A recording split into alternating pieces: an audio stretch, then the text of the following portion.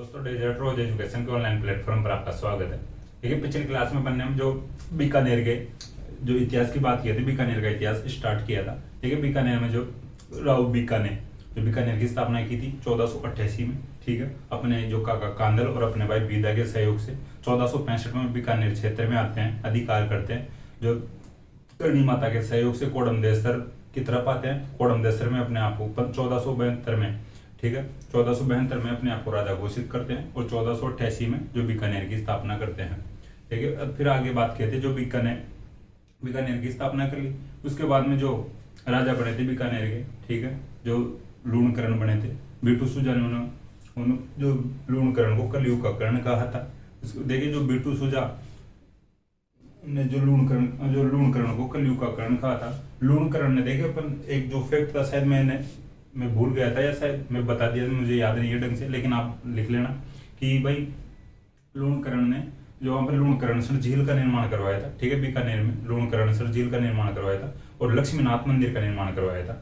ठीक है, लक्ष्मीनाथ जो देखिए बीकानेर के जो राजा अपने आप को लक्ष्मीनाथ जी का दीवान मानते थे। ठीक है, देखिए जो मेवाड़ वाले अपने आप को एकलिंग जी का दीवान मानते थे और जो जयपुर वाले जो अपने आप को गोविंद देव जी का दीवान मानते थे। इसी प्रकार से बीकानेर वाले जो राजा थे वो अपने आप को लक्ष्मीनाथ जी का दीवान मानते थे।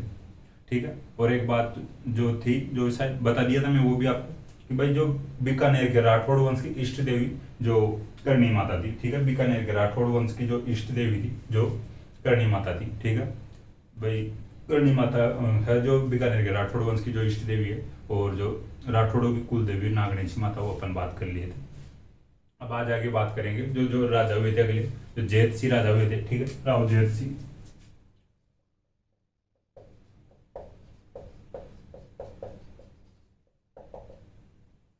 ठीक है, देखो 1526 से 1541 तक इनका टाइम पीरियड रहा था राव जैत सिंह का, 1526 से 1541 तक।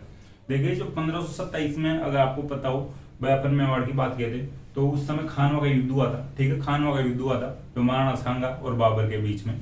तो उसमें जो राव जैत सिंह उस समय राजा थे जो बीकानेर के, और अपने जो बेटे जो थे राजकुमार थे जो, ठीक है, कल्याणमल को जो खानवा के युद्ध में राणा सांगा की जो सहायता के लिए भेजते हैं। ठीक है, राव जैत सिंह अपने बेटे जो कल्याणमल को जो 1527 में खानवा के युद्ध में जो राणा सांगा के पक्ष में जो बाबर के खिलाफ भेजते हैं। ठीक है, ये थोड़ा ध्यान रखना। देखिए 1527 में जब वो बाबर जीत जाता है खानवा के युद्ध को, ठीक है, तो 1530 में भाई बाबर की मृत्यु हो जाती है।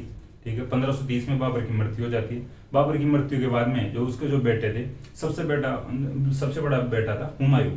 ठीक है, हुमायूं के बाद में जो उसका जो छोटा भाई था, ठीक है, कामरान था, और जो दो बेटे और थे जो बाबर के, लश्करी और हिंदाल। ठीक है, तो देखिए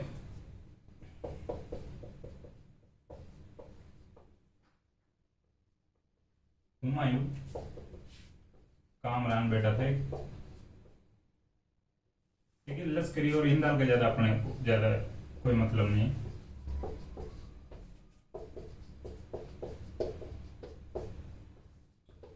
देखिए हुमायूं खुद बादशाह बनता है बाबर के मरने के बाद, 1530 में मृत्यु हो जाती है।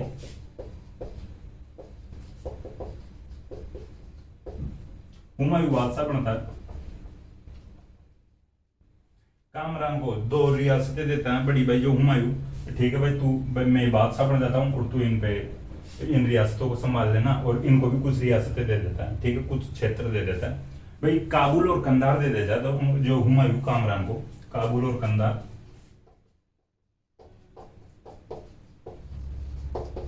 अब देखिए जो कामरान आराम से रह रहा है। ठीक है भाई, हुमायूं बोलता है कि भाई मैं इधर आगरा दिल्ली पर राज करूंगा और तू ये काबुल और कंधार पर राज कर लेना, और कुछ जो क्षेत्र इनको भी दे देंगे इन दोनों भाइयों को।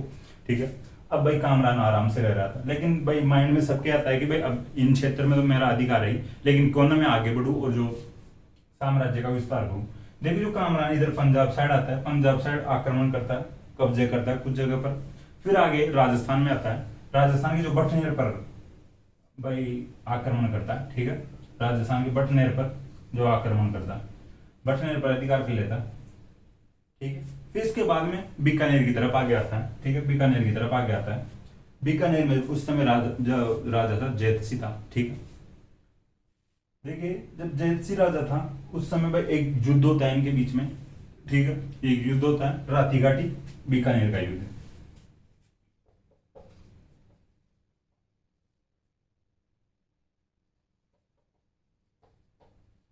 देखिए बठनेर तक जो है कामरान जीतता है, बड़ा भाई एक शक्तिशाली योद्धा था भाई कामरान भी।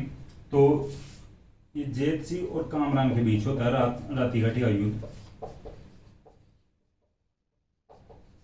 ठीक है। इसमें कामरान हारता है और जेत सिंह जीतता है, ठीक है। इस जो युद्ध की जानकारी मिलती है अपने को, राठी घाटी का जो युद्ध हुआ था इस युद्ध की जानकारी मिलती है अपने को पर बेटू सुजा की जो पुस्तक थी राव जेत सिरो छंद,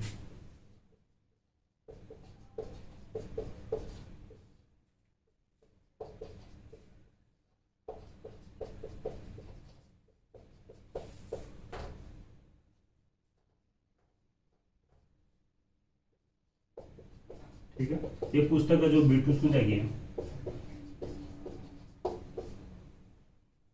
ठीक है।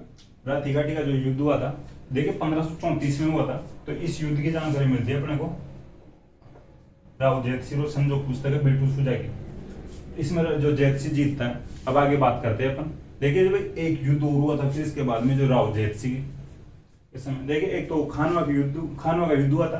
राव जैत सिंह अपने बेटे कल्याणमल को भेजते हैं सांगा के पक्ष में बाबर के खिलाफ, और फिर जो दूसरा युद्ध हुआ था राव जैत सिंह के समय राठी घाटी का युद्ध हुआ था, राव जैत सिंह और कामरान के बीच में हुआ था 1534 में। राव जैत सिंह जीतता है और कामरान जो हुमायूं का भाई है जो हारता है, यानी बाबर का बेटा है कामरान। अब इसके बाद में अपन बात करेंगे एक जो पाहेबा या साहिबा का युद्ध होता है राव जैत सिंह और मालदेव के बीच में, ठीक है। मालदेव जो मारवाड़ वाला था, ठीक है, इन्हीं का भाई बंधु था, राव जैत सिंह का ही भाई बंधु था, ठीक है। मारवाड़ में भी राठौड़ वंश की जो रियासत थी, तो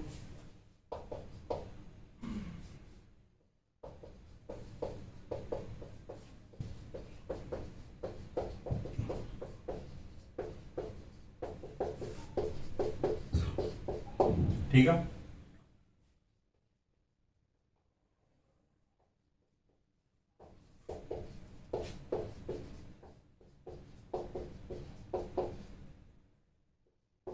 जोधपुर का था मालदेव।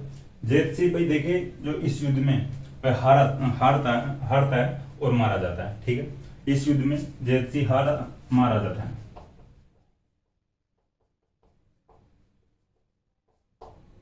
ठीक है। देखिए अब जैत सिंह मारा जाता है इस युद्ध में, तो अब इसका बेटा जो कल्याणमल था, ठीक है, जो राव कल्याणमल था इसका बेटा, वो सहायता के लिए शेरशाह सूरी के पास चले जाता है, ठीक है। शेरशाह सूरी के पास चले जाते हैं सहायता के लिए,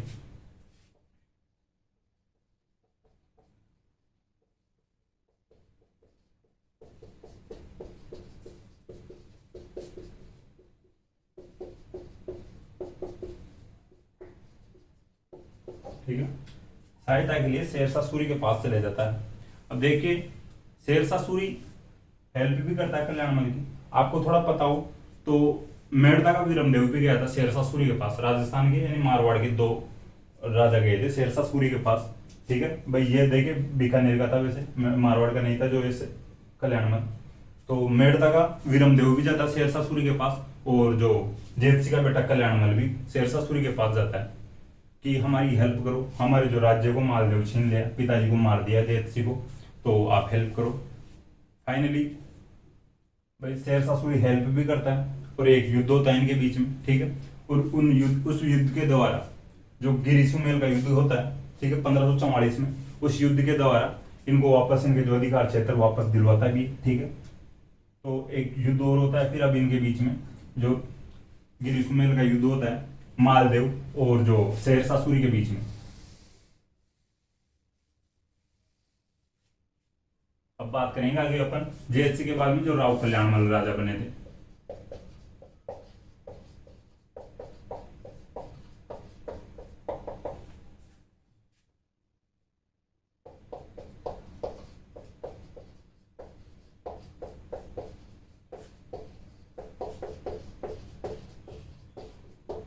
ठीक है।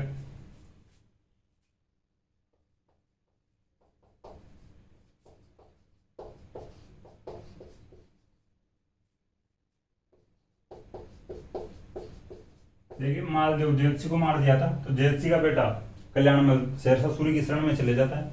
शेरशाह सूरी और जो कल्याणमल और जो शेरशाह सूरी की तरफ से लड़ता है कल्याणमल भी और मेड़ता का विरमदेव भी, ठीक है। मालदेव के साथ विश्वासघात करता है शेरशाह सूरी। कुछ अपन मारवाड़ की बात की तो उस समय मैं बता दिया था पूरी बात, जो भी चिट्ठियां वगैरह लिख के पटक दिया था जो मालदेव के जो डेरे में।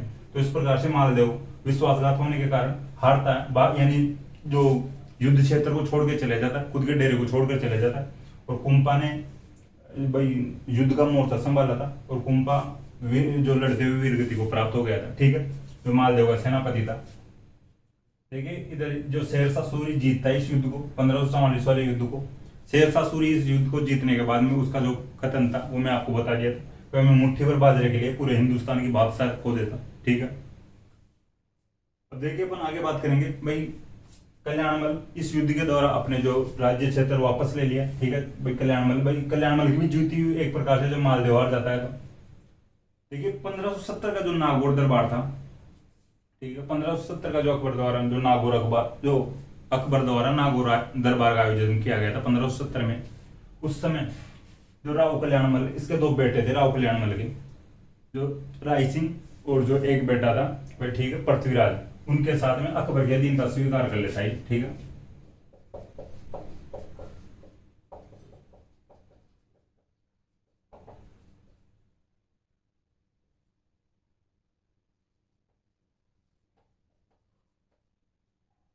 एक राव कल्याणमल के जो बेटे थे राय सिंह और पृथ्वीराज, अभी देखिए तीनों अकबर के अधीनता स्वीकार कर लेते 1570 में।